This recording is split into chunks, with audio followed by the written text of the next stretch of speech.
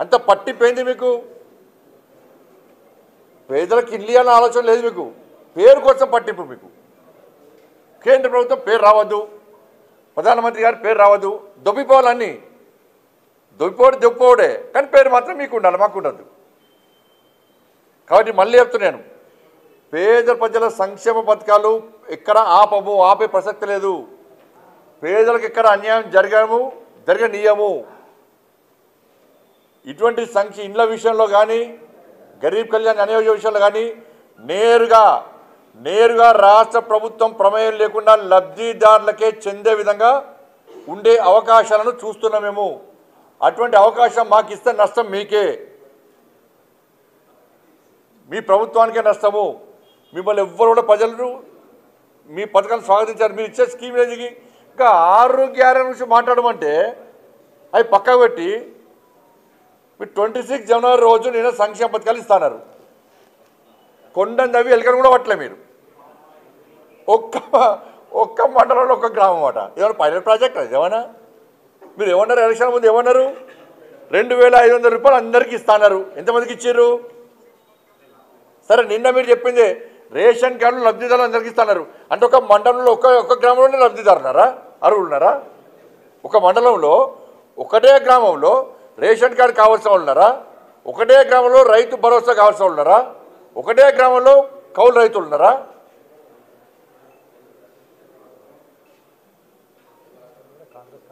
ఇది ఎక్కడ పద్ధతి అంటే? ఆ మండలంలో మిగతా గ్రామాలందరూ ప్రజలు ఓట్లేదు మీకు, ఒకటే గ్రామంలో ఓట్లు ఇచ్చినా మీకు?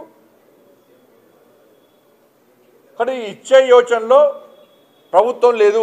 ఇద్దామన్నా ప్రభుత్వం దగ్గర పైసలు లేవు. ఉన్న పైసలు కాబట్టి ఢిల్లీలో కప్పం కడుతున్నారు, పొట్టు దోసుకుంటున్నారు. ఇది పెద్ద 14% సర్కార్. మళ్ళీ చెప్తున్నది, కుటుంబ సభ్యులను కూడా ఈ అవినీతిలో ఇన్వాల్వ్ చేస్తున్నారు.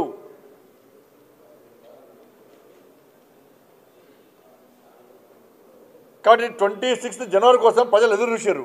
అరే, ప్రభుత్వం రేషన్ కార్డులు ఇస్తుంది కావచ్చు, రైతు భరోసా పైన రైతులకు 15,000 రూపాయలు ఇస్తుంది కావచ్చు, కౌలు రైతులకు కూడా 12,000 రూపాయలు ఇస్తుంది కావచ్చు, ఇంటింటికి రేషన్ కార్డు ఇస్తారు కావచ్చు అని ప్రజలందరూ ఎదురు చూస్తే మీరు ఒక్క మండలంలో ఒక్క గ్రామంలో మీరు చేస్తామంటే ఇదంతా చీటింగ్ చెప్పడం ఆలోచించండి. వాళ్ళ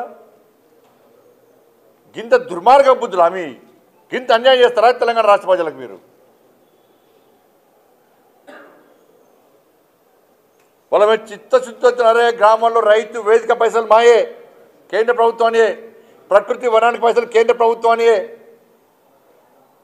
శ్మశాన వర్గ పైసలు కేంద్ర ప్రభుత్వానియే. కమ్యూనిటీ హాల్ కూడా కేంద్ర ప్రభుత్వానియే. 14th ఫైనాన్స్ 15th ఫైనాన్స్ కూడా కేంద్ర ప్రభుత్వానియే. గ్రామీణ సడక్ యోజన పైసలు కేంద్ర ప్రభుత్వానియే. సిఆర్ఎఫ్ నిధులు కేంద్ర ప్రభుత్వానియే. నేషనల్ హైవేస్ కేంద్ర ప్రభుత్వానియే. రైల్వేస్ కేంద్ర ప్రభుత్వానియే. లైట్లు పోల్స్ కూడా కేంద్ర ప్రభుత్వానియే. సబ్ స్టేషన్లు కేంద్ర ప్రభుత్వానియే. మీకు చెప్పండి, స్కీమ్స్ మీ ఇస్తాను 6 గంటలకి అతిగతలేదు మీకు. కాబట్టి మళ్ళీ చెప్తున్న రాష్ట్ర ప్రభుత్వానికి, మాకు భేషజాలు లేవు, మాకు వేరే కుట్ల యత్నాలు మాకు లేవు. వీళ్ళక మేము కలిస్తేనే తెలంగాణ రాష్ట్రానికి అభివృద్ధి జరుగుతుంది, తెలంగాణ రాష్ట్ర ప్రజలకు న్యాయం జరుగుతుంది. నేను మళ్ళీ చెప్తున్నా, కేంద్ర ప్రభుత్వ యొక్క సంక్షేమ పథకాల పేరు పక్కా పెట్టి తీరాల్సిందే.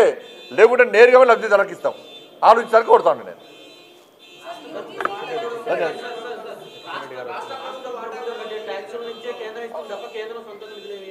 రాష్ట్ర ప్రభుత్వం జేబులోకి ఇస్తుందా? ముఖ్యమంత్రి జేబులోకి ఇస్తుందా? అరే, మరి రాష్ట్ర ప్రభుత్వం ప్రజాస్వామ్యం కాకుండా ఇంకొన్ని సమర్పిస్తుందా? అరే, పన్నులు ఇక్కడ కూడా కడుతున్నా ప్రజలు, ఎక్కడైనా పన్నులే. కాబట్టి అంటే ముద్రించుకిస్తారా పైసలు?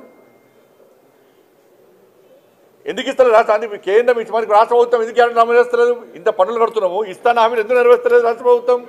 6 గ్యారెంటీ ఎవరి జాగ్రత్తని ఎందుకు ఇస్తలేదు? రాష్ట్ర ప్రభుత్వానికి వేరే దేశం పైసలు వస్తున్నాయి? ఏమన్నా పాకిస్తాన్ బంగ్లాదేశ్ పైసలు వస్తున్నాయా? వాళ్ళు ట్యాక్సీ కడుతురా?